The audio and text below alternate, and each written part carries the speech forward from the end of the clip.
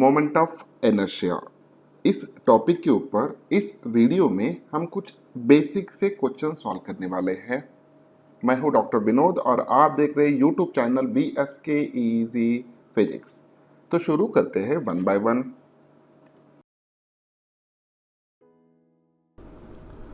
First question, a sphere of mass 10 kilogram and radius 0.5 meter rotates about a tangent.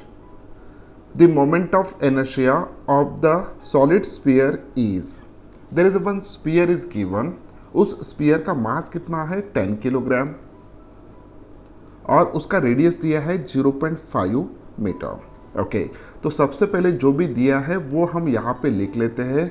Mass of that solid sphere it is given which is equal to 10 kilogram. Secondly, radius is given which is equals to 0.5 meter. Okay, so solid sphere is there. Therefore, the moment of inertia of that solid sphere about its own axis, it is equals to like this one. This is the solid sphere.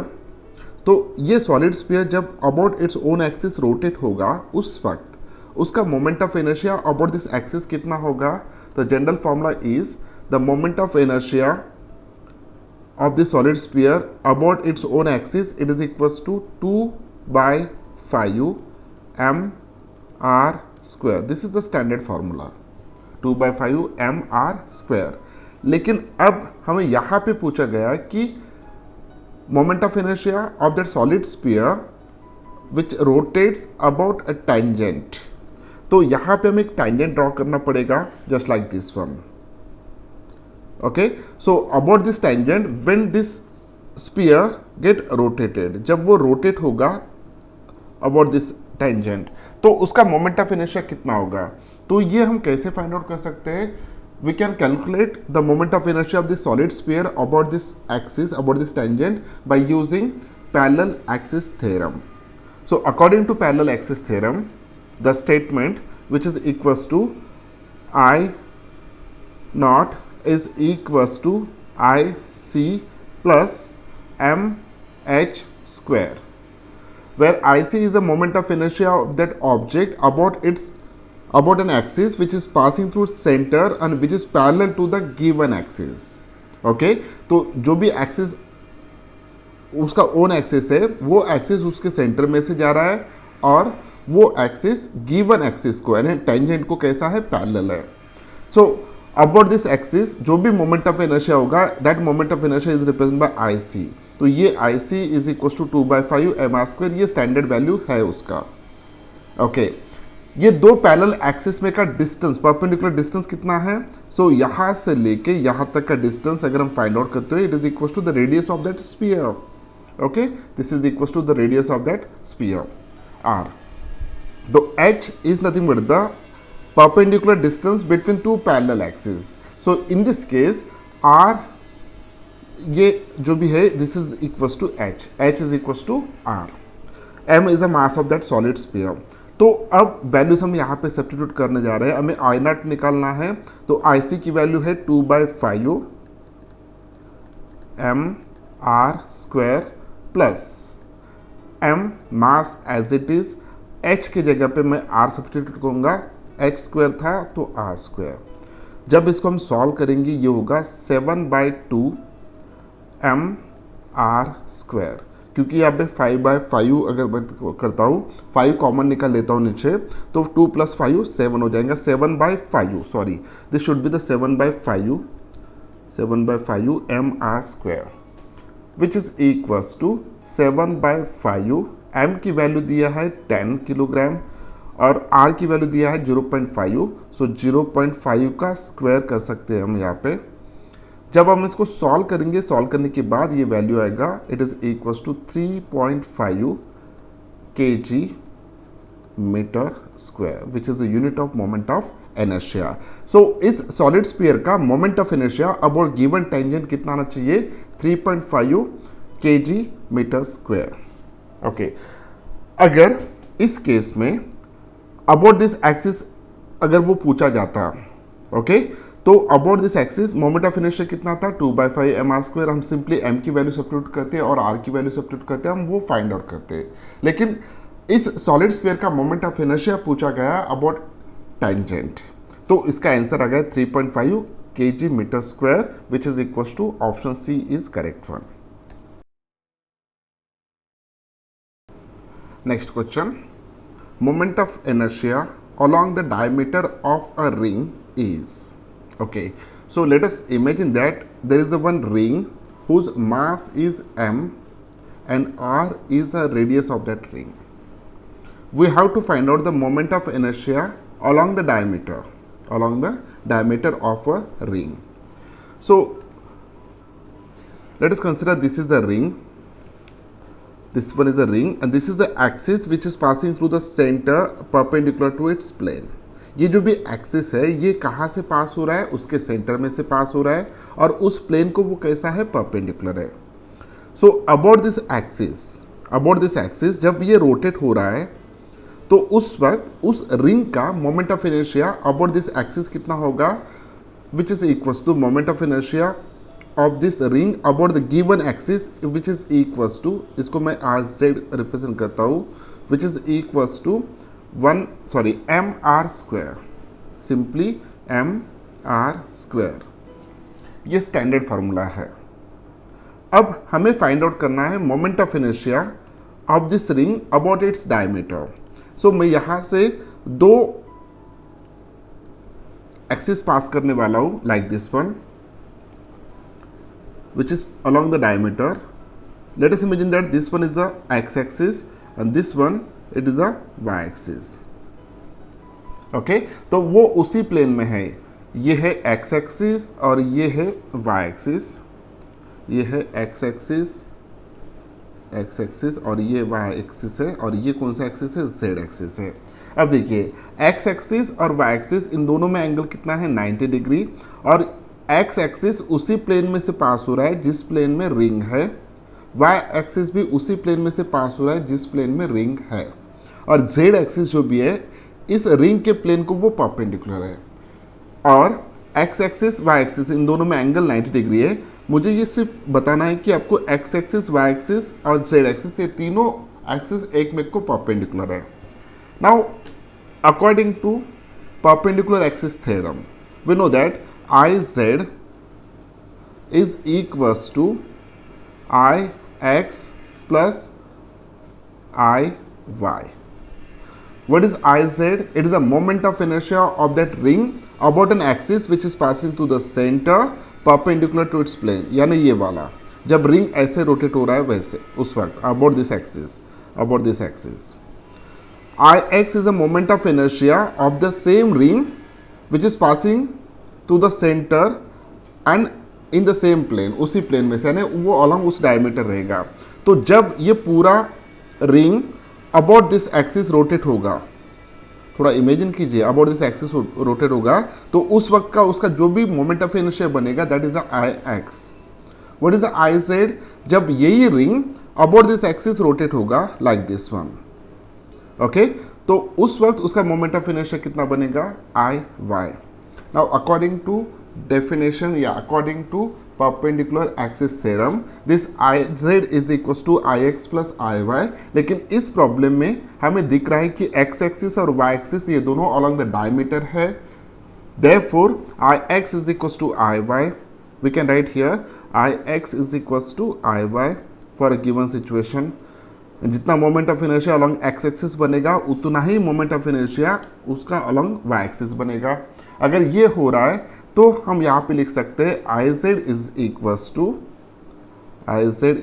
To 2 times of I X. So therefore I X is equals to I Z upon 2, और I Z की value कितना था, mr², तो this is the mr² upon ये I Z की value होगा upon ये 2। So this is a moment of inertia of that ring whose mass is the m and radius is the r about an axis which is passing through its plane along the diameter. Okay, so value कितना आया, 1/2 mr². The option B is correct one. Next question, A circular disc is to be made by using iron and aluminum so that it acquires maximum moment of inertia about its geometrical axis. It is possible with, okay, there are four combinations are given because that disc is consist of two elements. First one is a iron, second one is a aluminum. Okay वो दो material से बना है और दोनों materials के बारे में हमें अच्छी तरह से पता है कि एल्यूमिनियम ये बहुत लाइट होता है as compare to the iron, क्योंकि अगर दोनों का वॉल्यूम हम सेम लेते हैं तो आयरन का मास बहुत ज़्यादा रहेगा और एल्यूमिनियम का कम रहेगा। As compare to iron, aluminium का जो भी मास है वो बहुत कम रहेगा, it is a light one. Now let us consider this is the situation. Okay, तो इसमें this is a circular disc. अब यहाँ पे मैंने एक यूनिफॉर्म सर्कुलर डिस्क दिया है, आपको मुझे समझाना है कि ज्योमेट्रिकल एक्सिस क्या है इसका। Geometrical axis is that axis which is passing through the centre perpendicular to its plane.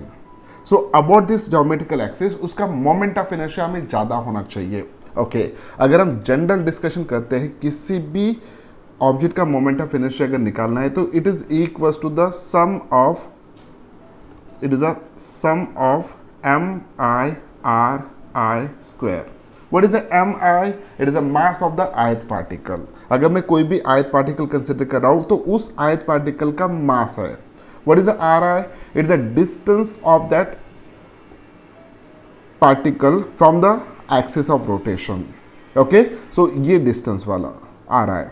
अब यहाँ पे देखिए मोमेंट ऑफ इनर्शिया उस ऑब्जेक्ट का कब ज़्यादा होगा, जब R1 की वैल्यू ज़्यादा होगा, सॉरी RI की वैल्यू ज़्यादा होगा। जितना RI की वैल्यू ज़्यादा उतना उसका मोमेंट ऑफ इनर्शिया ज़्यादा होगा। यानी मुझे ये बताना है कि ये जो भी मास है, जिससे जितना दूर मास का डिस्ट्रीब्यूशन रहेगा, जितना दूर डिस्ट्रीब्यूशन रहेगा उतना उसका मोमेंट ऑफ इनर्शिया ज़्यादा होगा। ओके, अब यहाँ पे देखिए एक सर्कुलर डिस्क है which is made up of iron and aluminium. Okay, अब इनका कहना क्या है देखिए। फर्स्ट ऑप्शन इज हमें मैक्सिमम मोमेंट ऑफ इनर्शिया चाहिए और मैक्सिमम मोमेंट ऑफ इनर्शिया के लिए जो भी डिस्कशन हम यहाँ पे कर रहे हैं उसके हिसाब से मास जो भी हेवियर मास वो आउटसाइड चाहिए, बहुत दूर चाहिए। तो first option is iron and aluminium layers in alternative order, यानी पहले एल्यूमिनियम का लेयर होगा, उसके बाद आयरन को होगा, उसके बाद और एल्यूमिनियम को होगा, उसके बाद और एल्यूमिनियम को होगा इन दिस वे। सो क्या इससे मोमेंट ऑफ इनर्शिया उस सर्कुलर डिस्क का ज़्यादा होगा अबाउट गिवन ज्योमेट्रिकल एक्सिस? तो आंसर इज दैट नहीं, ये ऑप्शन नहीं होगा। Second option is aluminium at interior and iron surrounding it, यानी जो भी एल्यूमिनियम है वो एल्यूमिनियम इनसाइड रहेगा इंटीरियर में और आउटसाइड में क्या रहेगा, यहाँ पे आयरन रहेगा। क्या इससे उसका मोमेंट ऑफ इनर्शिया ज़्यादा हो सकता है? यस। क्यों नहीं हो सकता? क्योंकि हेवियर मास जो भी है वो आउटसाइड में है और लाइटर मास ये इनसाइड में है। तो जब इसका moment of inertia find out करेंगे, क्योंकि मास ज़्यादा है और उस मास का distance from the axis of rotation वो भी ज़्यादा आ रहा है, तो इसका मतलब है तो उस केस में मोमेंट ऑफ इनर्शिया ज़्यादा होगा उस सर्कुलर डिस्क का। थर्ड ऑप्शन देखते हैं, iron at interior and aluminium surrounding it, यानी जो हेवियर मास है वो एक्सिस ऑफ रोटेशन के पास में रहेगा और जो लाइटर मास है वो एक्सिस ऑफ रोटेशन के दूर में रहेगा। इस केस में उस डिस्क का मोमेंट ऑफ इनर्शिया कम होगा। ओके, आइदर ए और सी बोला है, नहीं दोनों गलत है, तो option B is correct one, क्योंकि heavier mass axis of rotation से जितना दूर रहेगा उतना ही उसका मोमेंट ऑफ इनर्शिया ज़्यादा होगा। तो option B is correct one. Next question. A wheel of mass 10 kg has a moment of inertia of 160 kg meter square about its own axis. The radius of gyration will be. There are four options are given. Okay. हमें radius of gyration यहाँ पे find out करना है। उस wheel का moment of inertia दिया है which is equals to 160 kg meter square और उसका मास दिया है which is equals to 10 kg। तो जो दिया है वो हम यहाँ पे लिख लेते हैं। The moment of inertia I is equals to 160 kg metre square. उसके बाद यहाँ पे उसका मास दिया है capital M, So mass is equals to 10 kilogram. Now we have to find out the radius of gyration. The radius of gyration is represented by capital K, which is equals to question mark. So जब हमने radius of gyration को define किया था, according to that definition the moment of inertia is equals to m into k square. This is the definition of radius of gyration. Okay, now according to this one, k square is equals to I upon m. Okay, what is the value of I, which is given 160 upon m की value कितना है 10 है, दोनों ऐसा unit में, तो इसे हमें चेंज करना नहीं है यहाँ पे. So which is equals to 16. So k square is equals to 16, तो k is equals to 4. Okay, तो उसका यूनिट क्या होगा, ऐसा यूनिट मीटर. तो k that is the radius of gyration which is equals to 4 metre. बहुत ही simple है, यहाँ पे हमें ये फॉर्मूला यूज करना है, I is equals to mk square, where m is the mass of that object, k is the radius of gyration and I is the moment of inertia of that object about a given axis. The option D is correct one.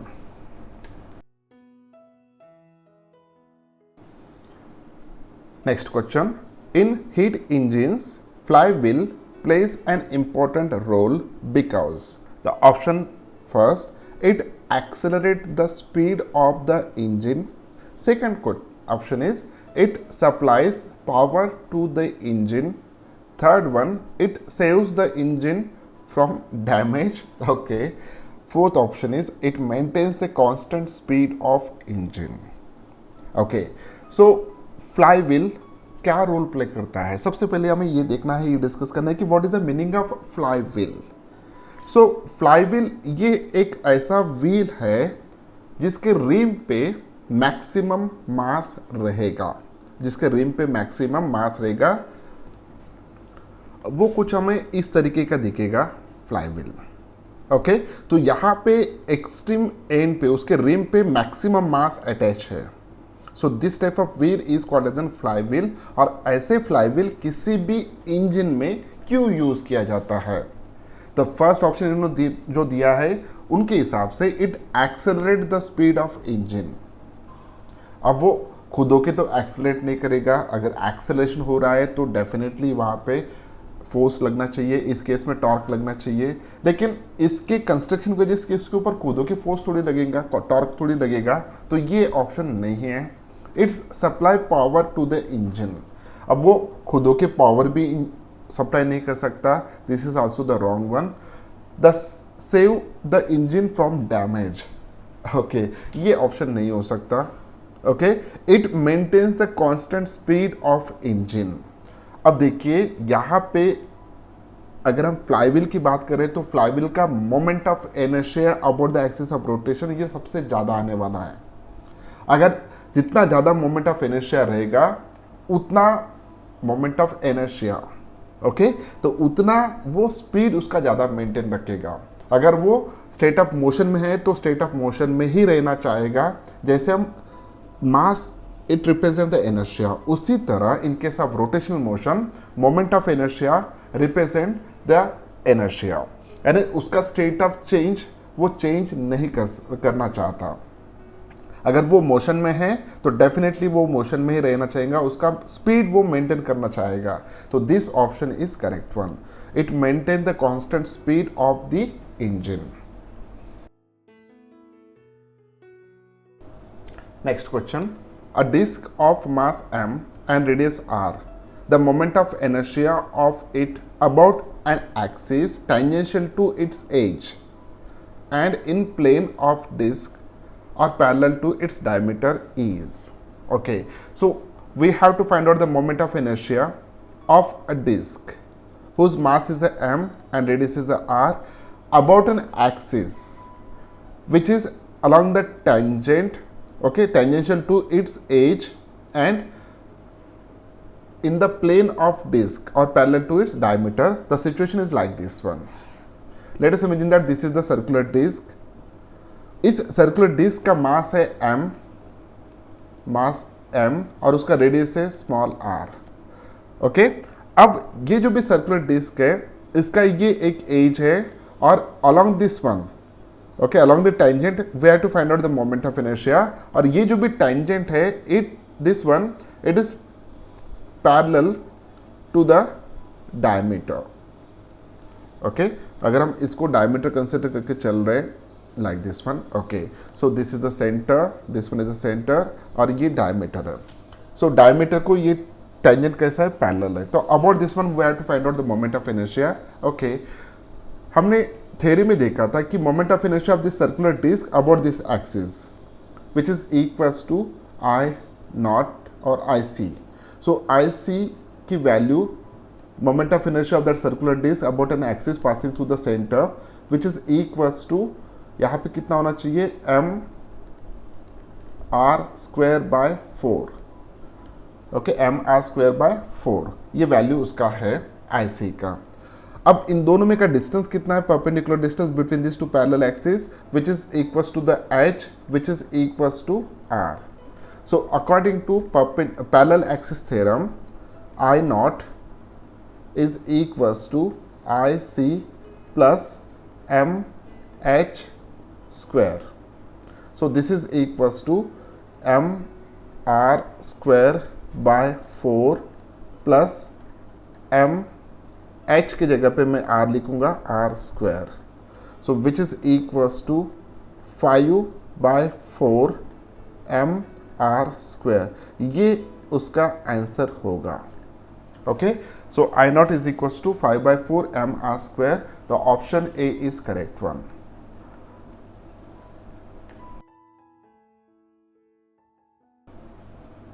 Next question. When a steady torque is acting on a body, the body, first option is continues in its state of rest or uniform motion along a straight line, gets linear acceleration, gets angular acceleration, rotated at constant speed. Okay, so यहाँ पे देखिए this is a one circular disc. हम यहाँ पे consider करें इस example को समझने के लिए, this is the axis which is passing through the centre perpendicular to its plane. Okay, अब ये रोटेट हो रहा है। अगर ये रोटेट हो रहा है वहाँ पे कुछ भी अपोजिशन नहीं है तो डेफिनेटली ये उसी स्टेट में रहेगा according to Newton's law. Okay, if the body is in a state of motion then it is continue in a state of motion, वो कंटिन्यू रहेगा उसी स्टेट में।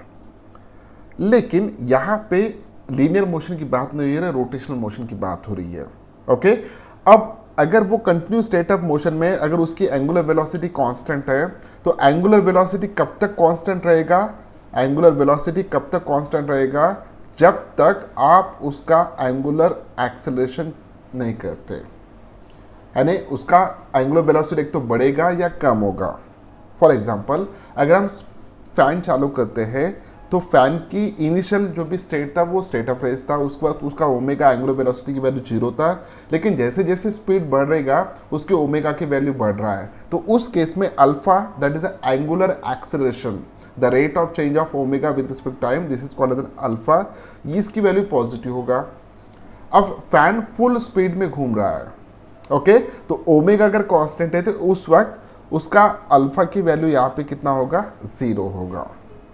जैसे ही फैन आप बंद करोगे तो उस वक्त ओमेगा की वैल्यू एक मैक्सिमम वैल्यू से कम कम होते जाएगा, फाइनल उसकी वैल्यू 0 होगा। उस वक्त उसका एंगुलर डी एक्सेलरेशन हो रहा है और अल्फा की वैल्यू ये नेगेटिव आएगा। ओके, तो इस केस में देखिए अल्फा जो भी है ये पॉजिटिव कब रहेगा, जब आप इसके ऊपर कुछ टॉर्क अप्लाई करोगे। अगर ये रोटेट हो रहा है और आप इसके ऊपर कुछ फोर्स अप्लाई कर रहे हो, आप एक्सटर्नल फोर्स अप्लाई कर रहे हो, ओके, एक्सिस ऑफ रोटेशन से समझो ये डिस्टेंस r इतना है, तो इसके ऊपर टॉर्क एक्ट हो रहा है और उस टॉर्क की वजह से इसका एंगुलर वेलोसिटी बढ़ते जाएगा। तो इस केस में व्हेन अ स्टेडी टॉर्क, जब आप कॉन्स्टेंटली उसके ऊपर फोर्स अप्लाई करो और उस फोर्स की वजह से उसके ऊपर अगर टॉर्क एक्ट हो रहा है, when a steady torque is acting on a body, the body continues in its state of rest or uniform motion along the straight line. ये तो ऑप्शन नहीं होगा गेट्स लीनियर एक्सेलरेशन, यहाँ पे लीनियर एक्सेलरेशन नहीं है, रोटेशनल मोशन हो रहा है, ये दोनों लीनियर की बात हो रही है। गेट एंगुलर एक्सेलरेशन, तो जब आप कंटिन्यूसली टॉर्क अप्लाई कर रहे हो तो उसका एक्सेलरेशन होगा, अल्फा की वैल्यू पॉजिटिव होगा। तो रोटेटेड एट कांस्टेंट स्पीड, इस केस में अल्फा की वैल्यू 0 होना चाहिए, ये नहीं होगा।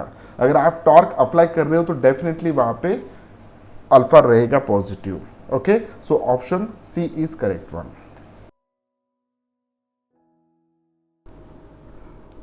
Next question, a flywheel rotating about a fixed axis has a kinetic energy of 360 joule when its angular speed is 30 radian per second. The moment of inertia of the wheel about the axis of rotation is. There are 4 options are given.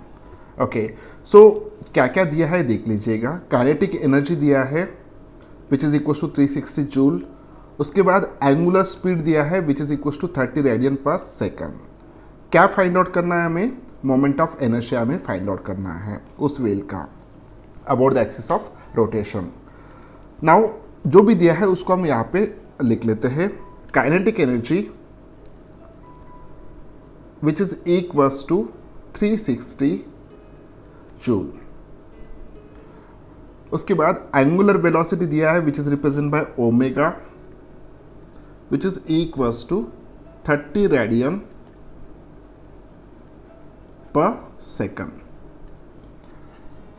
हमें moment of inertia find out करना है, I is equals to question mark. Okay, जैसे कि आपको पता है कि kinetic energy का इक्वेशन लीनियर में kinetic energy is equals to half m into v square होता है, where v is a linear velocity, m is a mass. लेकिन यहाँ पे बात हो रही है फ्लाईव्हील की जो रोटेशनल मोशन कर रहा है। ओके, तो m को रिप्लेस करेगा I, v को रिप्लेस करेगा ओमेगा। सो यहाँ पे काइनेटिक एनर्जी का इक्वेशन कैसा आएगा?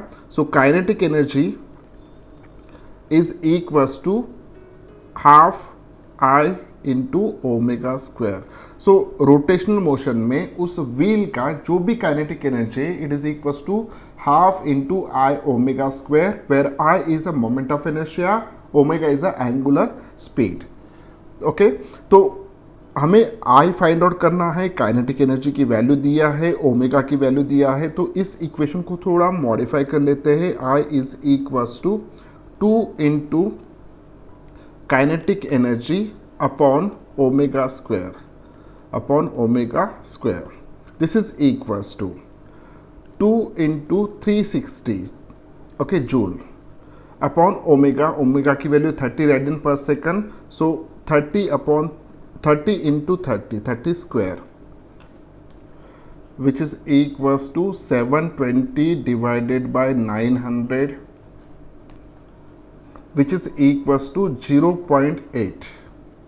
Okay, so this is the moment of inertia, तो उसका यूनिट क्या होना चाहिए? kg metre square. So kg metre square, 0.8 kg metre square, this is the moment of inertia of that object. So option C is correct one. Next question, the moment of inertia of semi circular ring about an axis which is perpendicular to the plane of the ring and passing through the center। okay, so यहाँ पे एक circular semi circular ring दिया है, यानी पूरा ring नहीं है, वो आधा रिंग है। ओके, उस आधे रिंग का मास हम m कंसिडर करते हैं, उसका रेडियस r कंसिडर करेंगे। सिचुएशन कैसा है देख लीजिएगा। This is the axis of rotation, let us imagine that this is the axis of rotation and जो भी यहाँ पे आधा सेमी सर्कल कंसिडर किया जा रहा है, it is like this one. Okay, आप इमेजिन कीजिए ये आधा सेमी सर्कल है और ये उसके सेंटर में से पास हो रहा है एक्सिस। तो यहाँ पे जो भी आधा सेमी सर्कल है इसका मास है m और इसका रेडियस है r, radius which is equals to r। Okay, तो इसका मोमेंट ऑफ इनर्शिया कितना होगा about this axis when it get rotated? जब ये रोटेट होगा तो इसका मोमेंट ऑफ इनर्शिया कितना होगा? ओके, पूरा सर्कुलर रिंग नहीं है, आधा ही है। तो इस केस में मैं आपको ये बताना चाहता हूँ कि अगर इस एलिमेंट को हम छोटे छोटे पार्टिकल में डिवाइड करते हैं, छोटे छोटे पार्टिकल में डिवाइड करते हैं, तो हर एक पार्टिकल का मास अगर हम m1, m2, m3 ऐसे कंसिडर करते हैं और हर एक मास कितने डिस्टेंस पे है, r, तो अगर इसका moment of inertia find out करना है तो I is equals to summation I is equals to 1 to n mi r square, क्योंकि हर एक डिस्टेंस, हर एक पार्टिकल का डिस्टेंस r इतना ही है। जब इसको सॉल्व करेंगे, सॉल्व करने के बाद आप देखेंगे आर स्क्वायर कॉन्स्टेंट आएगा, summation of all small element, सभी एलिमेंट को अगर मैं जोड़ता हूँ तो टोटल मास कितना आएगा इसका m, सो m r स्क्वायर, यानी r स्क्वायर और उसका समेशन का m, this is the m r square आएगा। तो यहाँ पे एक चीज़ याद रखिएगा, जो भी मास कंसिडर करें ये आधे ही रिंग का है, तो मोमेंट ऑफ इनर्शिया यहाँ पे m r स्क्वायर आएगा। अगर इन केस पूरा रिंग होता इस तरीके से, तो अगर पूरे रिंग का मास अगर m होता तो भी moment of inertia about the axis कितना आता, m r स्क्वायर ही आता, इंस्टेंट ऑफ दिस वन। इसके अलावा अगर मैं यहाँ पे बहुत ही छोटा एलिमेंट कंसिडर कर रहा हूँ, इतना ही पोर्शन कंसिडर कर रहा हूँ, जो उस सर्कल का बहुत ही छोटा पोर्शन है, ओके, लेकिन अगर इसका मास मैं कैपिटल M लेता हूँ तो इसका भी moment of inertia m r square ही आएगा। तो पूरा सर्कल हो या आधा सर्कल हो, लेकिन उसका individual mass into distance square, इतना आपको याद रखना है। Next question, moment of inertia of a ring of mass 3 gram and radius r is equals to 1 centimeter about an axis passing through its edge and parallel to its natural axis is, okay, तो situation कैसा है देख लीजिएगा। Situation कुछ इस तरीके का है, लाइक दिस वन। सो ये जो भी मैं एक्सिस निकालने जा रहा हूँ, this is it's natural axis, okay, ये एक्सिस जो भी है उसका नेचुरल एक्सिस है, this one. So about this axis, ये जो भी रिंग है इसका मोमेंट ऑफ इनर्शिया कितना होता है, अगर इस रिंग का मास है m, अगर इसका रेडियस है r, ओके, इसका रेडियस कितना है, if it is equals to r, then the moment of inertia of this ring about this axis which is passing through the centre perpendicular to its plane which is equals to m i c कहेंगे हम उसको, is equals to m r square, okay. लेकिन हमें यहाँ पे moment of inertia find out करना है उस रिंग का जिसका मास है m, जिसका रेडियस है r, about an axis passing through its edge, यानी ये वाला axis, parallel to its natural axis, यानी ये नेचुरल एक्सिस, इसको ये पैरेलल है, तो अक्रॉस दिस एक्सिस इसका मोमेंट ऑफ इनर्शिया कितना होगा, तो ये हम निकाल सकते हैं पैरेलल एक्सिस थ्योरम से। वो थ्योरम क्या कहता है, मैथमेटिकल इक्वेशन उसका I naught is equals to IC plus MH square, लेकिन इसमें h की वैल्यू कितना है, which is equal to radius of the r, और इस केस में इसका रेडियस दिया है स्मॉल r, ओके। तो यहाँ पे इक्वेशन लिख लेते हैं, IC की वैल्यू कितना होगा, mr square plus m into h, it is nothing but the distance, perpendicular distance between two parallel axes, which is equals to r, so mr square, so this is equals to 2mr square.